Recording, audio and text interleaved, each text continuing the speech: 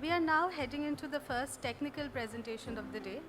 Professor Abhiman Das will be presenting the analysis and emergent findings of their working paper on women's financial inclusion and household coping strategies. Do institutions matter? The session will be chaired by Dr. Sanket Mohapatra, Faculty of Economics at IIM Ahmedabad. Ms. Arpita Agrawal, Managing Director of M-CRIL, will join us as the lead discussant. The floor will be opened for questions in the concluding 5 minutes of the session. Those who have joined us remotely can key in their questions during the session and we will try to curate them. I request Professor Mohapatra, Professor Das and Arpita ma'am to kindly take their places on the dais.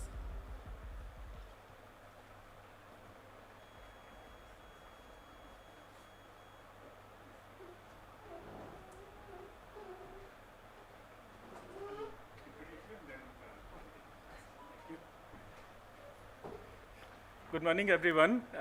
It gives me great pleasure to welcome Professor Abhiman Das, one of my very close colleagues in the economics area, to present a paper on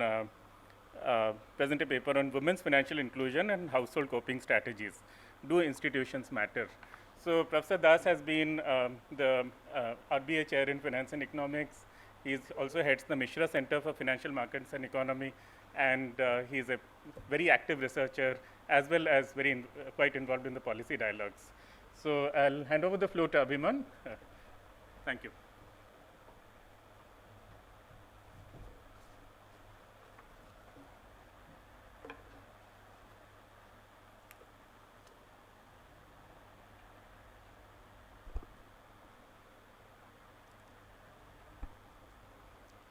Good morning to all of you, and thank you, Sanket, for the warm introduction.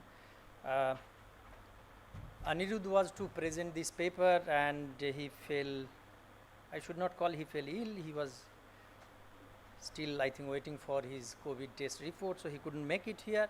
So I am presenting on behalf of the team here, and the paper title is Women's Financial Inclusion and Household Coping Strategies, Do Institutions Matter?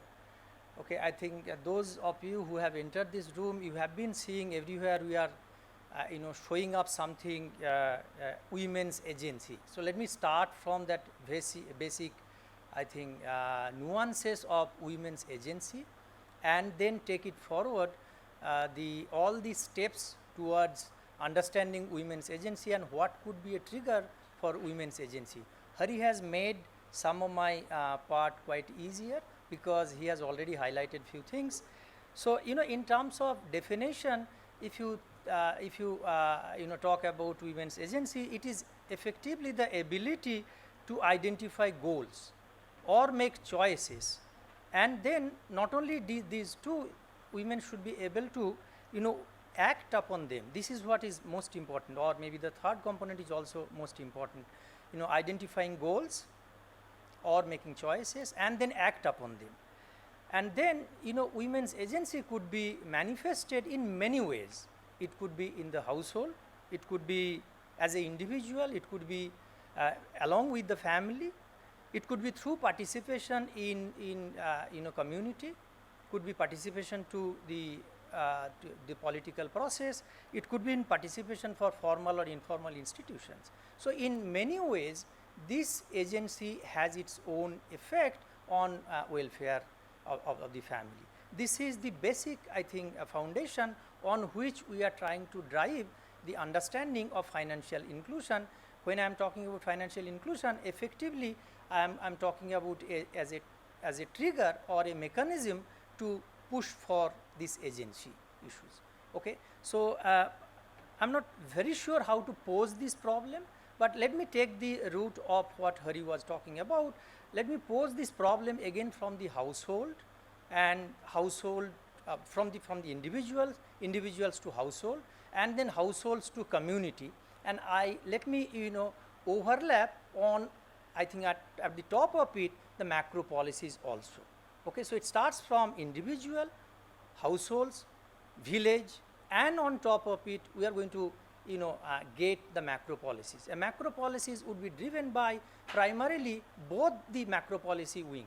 It could be by the fiscal as well as the monetary. So that's why it's a foundation, driving from the very micro individual household story, and then we are trying to link it at the top by both, the public policy hands of any country. Okay, so just to give a quick the idea about the problem what we want to deal with is the following. There is substantial literature by now. I am not quoting those literature. In the second half of the paper we will quote maybe many literature. I am drawing down some of the findings of the paper what has been what is slated in the second half. So you will find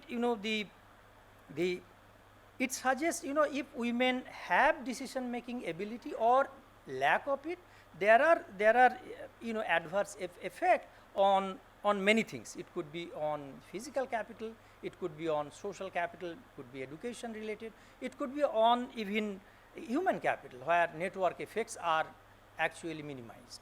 So then one of the main mechanism through which we are actually arguing is that the household can effectively enhance the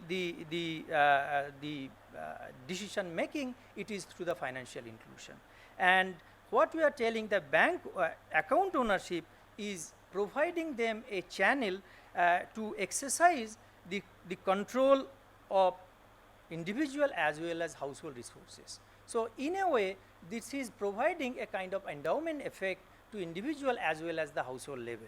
So this is once you understand that mechanics, then we are trying to see if that happens, if financial inclusions provides an endowment effect, and that endowment effect has many subsequent benefits, how do they use that to address some of the problems at hand. Here we are talking about primarily that how do they cope with adverse shocks. And when we are talking about adverse shocks, this is I think this is where our technical capability was kind of challenged. When you are talking about adverse shocks, I am not simply just talking about adverse shocks at the household level. That may be that the outcome, but households are of course part of the community. The shocks could happen because they live in a particular village. So the shocks could happen at a village which has subsequent downstream adverse impact of household. So it's not just easy to identify the shocks at the household. We also need to identify the shocks which could happen at the community village level. And the moment we talk about community village level shocks, that has implications on institutions. Now I am trying to build the story from individual, then households, village. Now the moment we talk about the village level shocks, and the role of institutions become far more complicated. And here of course there is the institutions like panchayat institutions are working, which is of course driven by fiscal policies. Not just that, even when talk about financial inclusion, you will see which is driven by central bank. So regulatory mechanism drives some initiative, of course that is supported by the government initiative. So which way all these institutions play around at the village level, that also we must understand.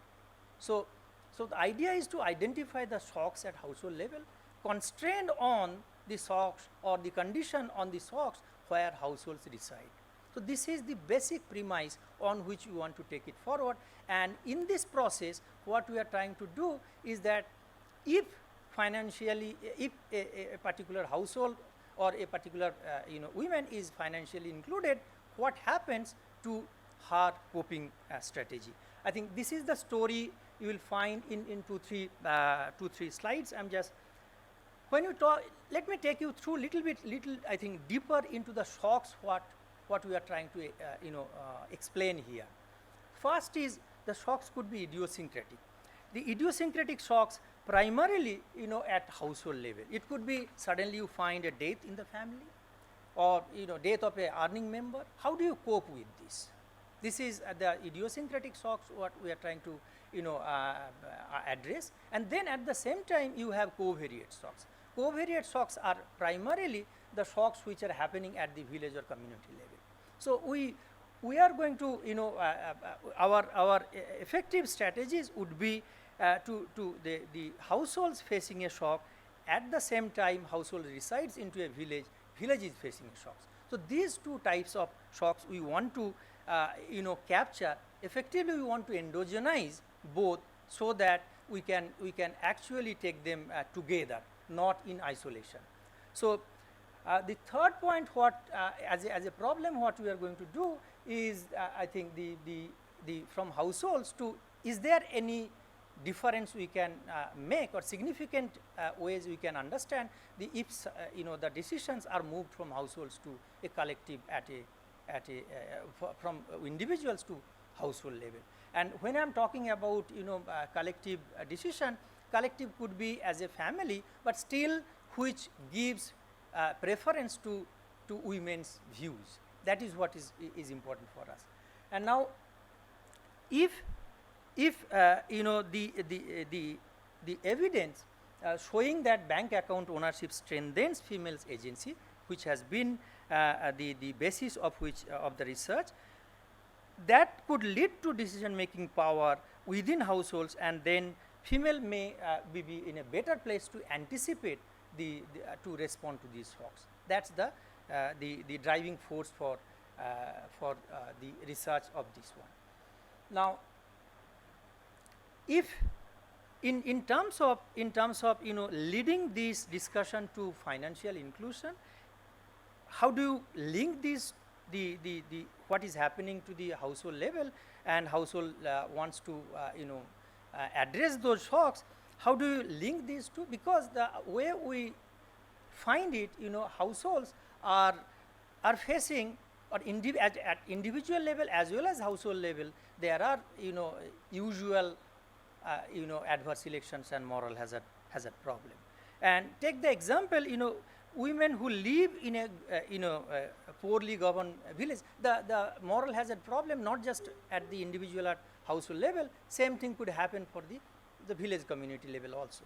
Take the example of women who live in a poorly governed village may face high transaction cost in accessing public goods and financial services. Similarly, women who are more vulnerable households and may face similar transaction cost. So both are important. Based on that, finally what exactly we do? What we do is effectively to understand, does ownership matter? If it matters, that's what we argue that it matters. And then how does they the financial included vis-a-vis financial non-included, how do they cope with the adverse shocks? Okay. And while doing that, we are going to get local governance, we are also going to get formal financial institutions, and then finally household exposure to those shocks. So let me just quickly, how do we do it? This is the entire our empirical framework. Effectively, we are doing it in 3 stages. The first stage is identifying those shocks and how do they manifest in village level. Start with the village level. Second is identifying the shocks at the household level. How do they manifest into the household level, conditioning on their the shocks at the village level. And third, we bring financial inclusion. That what drives financial inclusion? Remember, all these things are highly endogenized in our system. Once we have these 3 building blocks are ready, at the final stage, actually financial inclusion and coping we put together and estimate jointly to identify their interaction, the effect of financial inclusion on coping strategy. Okay. So this is a theory of change. If you see, yes, last evening also Hari was talking about, while talking about theory of change, we should start not from the beginning, we should start from the end. So the end is the coping. That is what our final outcome. So we should start from the outcome, the coping, and that if you see, we start now, get back to institutions. this actually provides the foundation of our empirical estimate.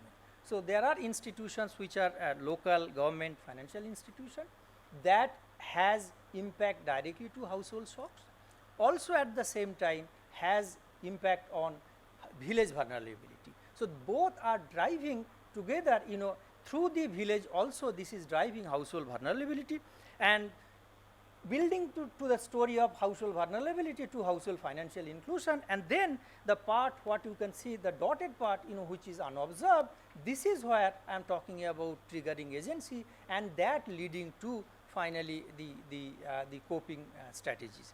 Okay. So the data for our research is quite significant, because this is, I think, one of the largest data. Some of the questions I was just looking into while sitting or while Hari was talking about, a large part of this data is for this research come from SEPRI, which is done at IRMA, and this is a follow up of RED's survey, and we are going to extend this survey in several parts.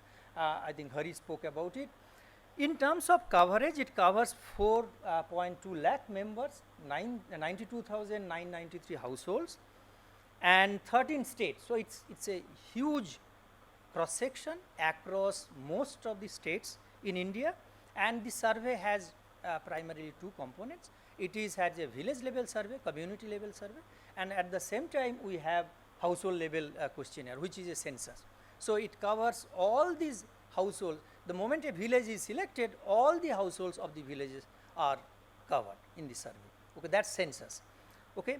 Some of the, I think, quick summary statistics, because time is short. So in our data, what we have effectively, we have 163 villages out of 195 which have at least one such shocks, and villages reflect diversity in terms of both, if you can see, the employment opportunity symptoms index is saying 0.83 within village. That means the opportunities are there, not just in within village, the outside village as well. And 25% of the households have access to canal irrigations. So that tells us the public goods provision.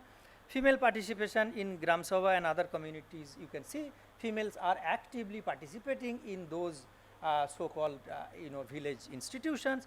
And some more statistics, I just quickly, if I can summarize it here, around 23% of the sample faced at least one idiosyncratic shock in last 12 months, and there is about 17% in the sample are unbanked, while among banked households, a large number, 22,932 have male account, whereas 34,927 have both male female joint account, and only 7,500 have sole female accounts. Okay, that gives I think the diversity of bank account ownership.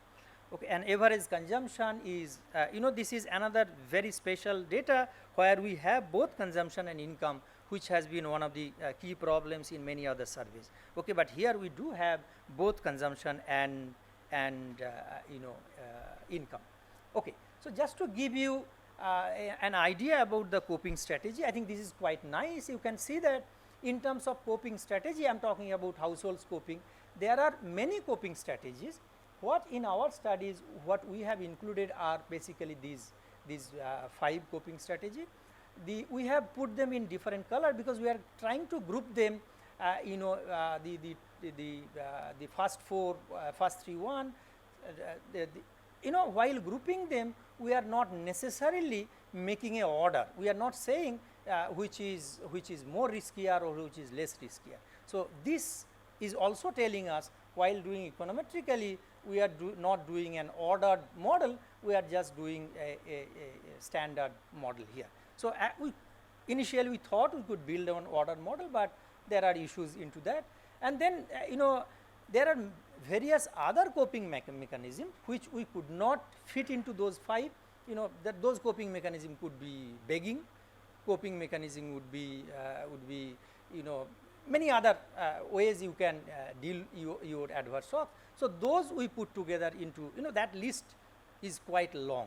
Okay, that list is quite long, so we do not want to go there. So that's what the first 5 only we are doing. In terms of methodology, let me go quickly into the methodology because of the time. So what we are going to do is effectively first village level shocks we are identifying. While doing these village level shocks, we clearly understand that there could be village selection bias. So we run this standard Heckman selection model. So village level shocks we are explaining by several covariates again, and then from this model we are effectively picking up the inverse Mills ratio, which is effectively capturing the likelihood of a particular village having a particular shocks.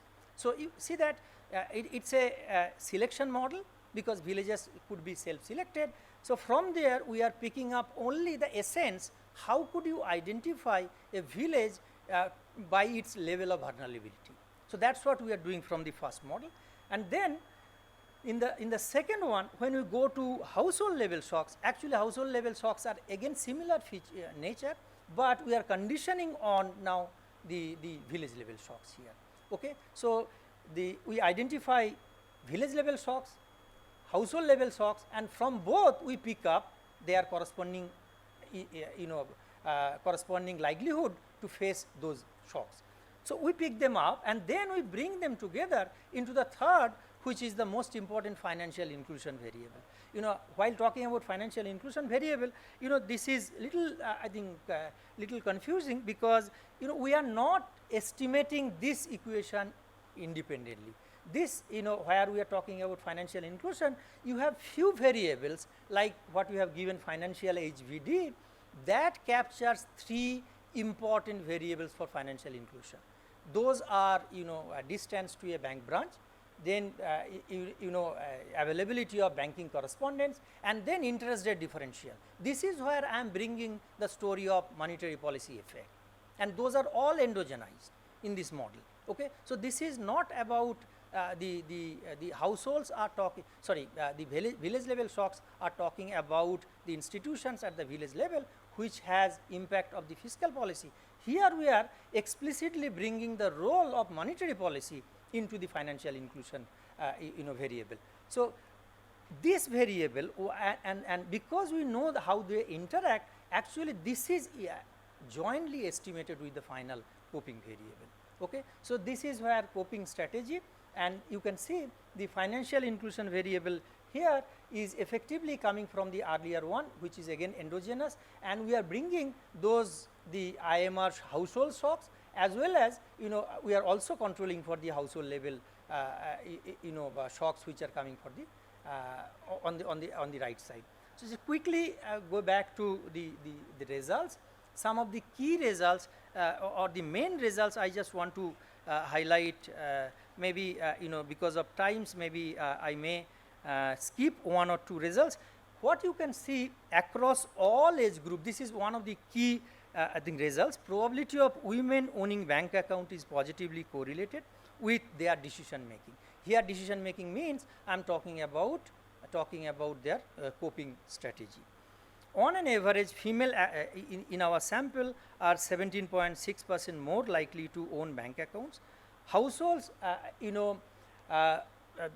where the sole bank account owner are women, are more likely to opt for informal borrowing from money lenders in response to idiosyncratic shocks.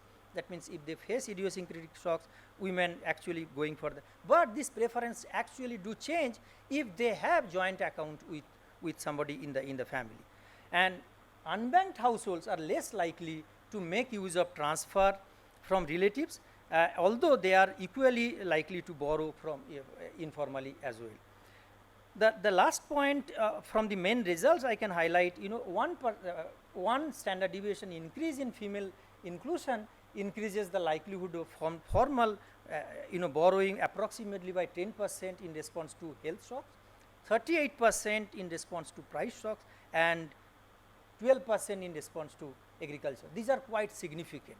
This has lot of policy implications what we try to do, and the way we have done that, the way we have done that is that once you get those households likelihood for vulnerability, you can plot them in a distribution and see how households are distributed across different vulnerability class. This is another part you can effectively decipher from the IMR distribution. So, some more results I think on financial inclusion, we find that an increase in probability of household borrowing formally in response to idiosyncratic.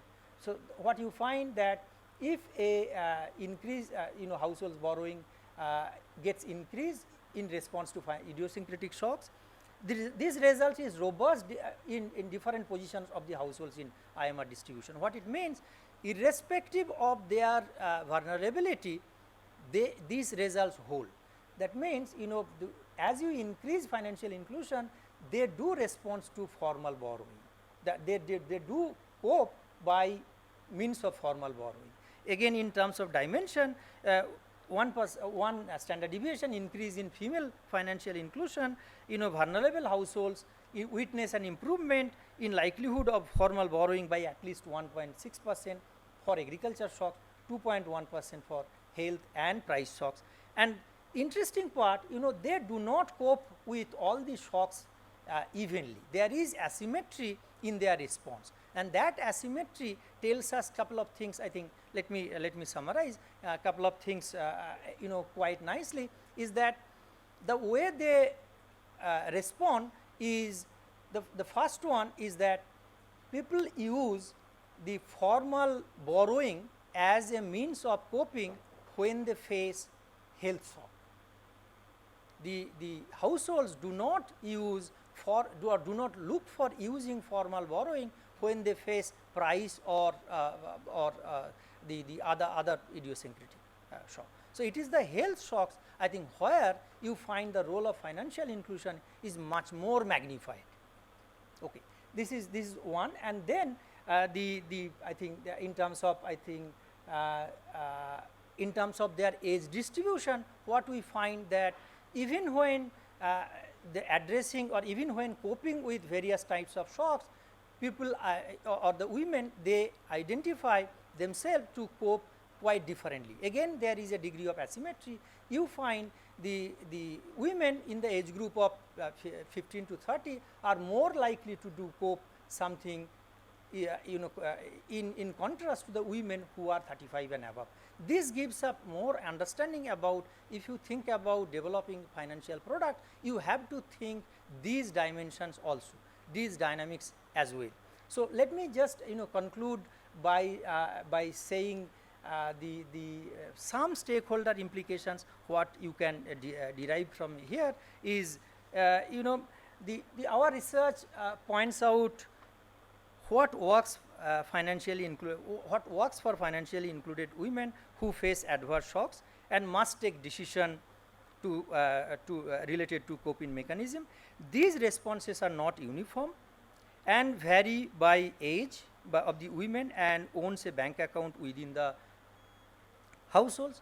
Thus, design of financial services and products aimed at specific age cohort must take into account the downstream effects of household welfare. For example, digital financial products will have substantially different use cases which I told, and impacts for women aged 18 to 30 relative to other cohorts. And women who are financially included are also more likely to participate in local governance, welfare schemes. Financial products enables access to information, can trigger their participations in local institutions as well. A very important, I think, agenda for the fintech entrepreneur, that we are also talking about financial products that will enable households or women in particular to access information. And the takeaway for financial inclusion is almost it's very clear. We must design products to interact with policy and make operating a bank account or a financial product useful to individual. Thank you. I am going to stop here. I think I have taken little more time. Thank you. Thank you, Abhiman.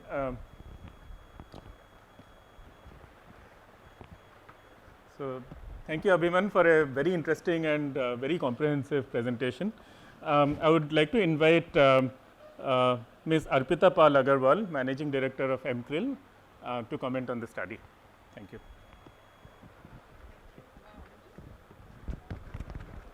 Hello, am I audible? Yeah, okay. Thank you, Professor Das. I can sit here and talk? Yes, yeah. please. Okay. Thank you, Professor Das. That was very interesting. Couple of thoughts, since we are short on time, couple of thoughts that came to my mind was that when we are saying financial inclusion, right, definition has clearly enhanced. When earlier we used to say that any woman who has a bank account is financially included. Today it's not a bank account, a transaction account. Now it's extended to, there has to be a transaction account, which is the beginning, but then do they have access to credit? Do they have access to savings or insurance products? So maybe some bit of differentiation there, a deeper dive into that would enhance the quality of the outputs that will come out. The other thing is there is a lot of what is happening basis the data. I was having a quick call with Anirudh yesterday also in preparation of this discussion, and there is a lot of discussion on the what's that is happening, but the whys, maybe your subsequent work will inform the whys, but the why is that happening. So, for example, the last insight that you came up with, that formal borrowing has increased by women account holders, where for X% in health shocks and Y% in agricultural shocks, etc. But why the differential, right? So, that will, because end of the day, like you were saying, the theory of change is talking about the inputs, which is the policy initiatives, and the practitioners' strategy or their design of products, right, and the output is of course scoping. So, if this entire research has to inform the policy, the whys will be important. I think I was reading about Women's World Banking, and I think they are subsequently in one of the panels. They have done a study on they have done a deep dive on the Jan Dhan accounts along with I think Bank of Baroda, somebody, a bank like that. And what they found out was that we inherently know women are better savers, right, but the Jan Dhan accounts, the men have saved more than the women. And why is that? When they did a deep dive, they found that women were very reticent about going and to the bank and putting in 100 or 200 rupees. The men always had a bigger amount, and then they devised some strategies. There was a Jan Dhan Plus, which was a strategy they used, which was incentivizing the woman to go and deposit some 5 times, and some credit line would open for them, all right. The other could be like they were recommending that women banking correspondents are needed. Why? Because that inherent reticence to go to a bank account or talk to a man, because we are talking rural context and we are talking very semi-illiterate, illiterate women. So, I think the why will be important. One of the things, I lead this organization, we are a research and analytics organization working in the financial inclusion space, and what we have seen is, we do also mixed method research, etc. One of the things we have seen is the quantitative survey overlaid by qualitative, whether it's a FGD's kind of a model, would give you answers to the why. So, you are getting a lot of what's, but the whys will actually help whoever you put out the research to, whether policy institutions. That I think is one thing. The other thing I wanted to also share was MFIs in India. Actually, they have 60 million unique borrowers. Of that, 97% are women, and they are in 75% rural, both in terms of the borrowers and in their terms of loan portfolio. The loan portfolio for MFI, this space is 2.25 lakh crores. So, there is a lot of information sitting there, which you could overlay with these people, with this set of women who are in the rural and are also getting access to credit, which could actually make this study a lot more richer. So, those were just my initial thoughts. And there are SRO organizations which are mandated by RBI, which I am sure Professor you know about, Sadhan, M-CRIL, who represent this, who are sitting on a wealth of data and access to these people. So, that could be one way to do it. Thank you. I think these are very useful suggestions. So one of the questions from the online audience is climate change covered in agricultural shocks? And we don't see insurance anywhere as a coping strategy. Climate change at present we are not covering in this, but our idea too for the future, I think the data collections we are bringing those dimensions as well, including insurance. And the part what madam was talking about, even the group discussion and field experiments are going to throw up much more why something is happening. That I think those are part of the agenda. Yes. And Thank you. just want to add Yeah. that climate change is causing the agricultural shocks, whether the research captures it or not. But the fact that heavy flooding or heavy drought happening in non-traditional areas is because of. But I guess it's not being captured, but it's the agricultural shocks are a result of that. Yes. We have to separately recognize climate change because it's a process. Agricultural shock, we have to understand the data a little bit here. These are shocks that have occurred, and we are interested in understanding how households are reacting to a range of shocks. We have no clue shocks will occur later. If similar shocks were to repeat themselves, what exactly is financial inclusion and these existing products going to do to these women and households?